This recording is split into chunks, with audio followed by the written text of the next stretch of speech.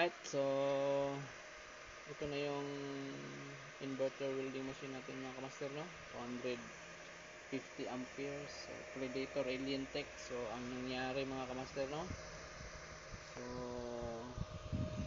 ito po ay 250 ampere. So ang nangyari is naging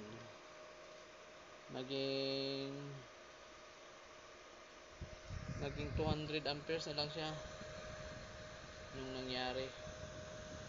Alright, so siguro dito kaya sa dial ang nasira.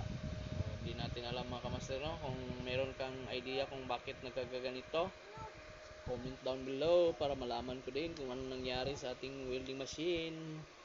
Susubukan natin yung lakas niya kung malakas pa din ba. Alright, so set natin sa pag dito kasi naging ano na to, 130 na sana ito, so naging 116 dito, 130. Pag sagad mo hindi na umaabot ng 250, sagad na yan, number 10.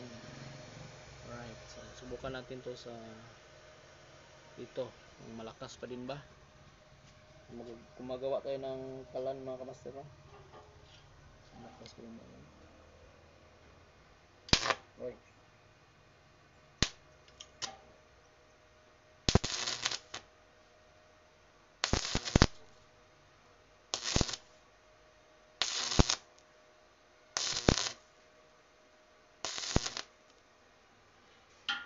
So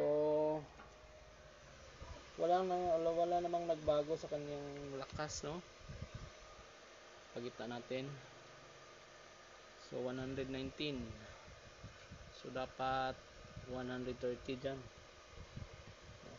Hanggang dito 198.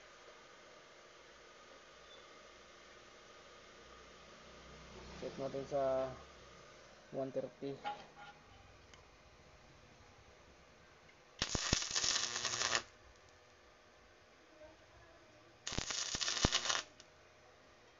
Alright, so walang nagbago sa kanyang power, no? So ang nagbago is dito lang talaga sa kanyang dial, no? 192, dapat 250 yan. So, kung meron kang alam mga kamaster, no, kung bakit nagkakaganito, baka naman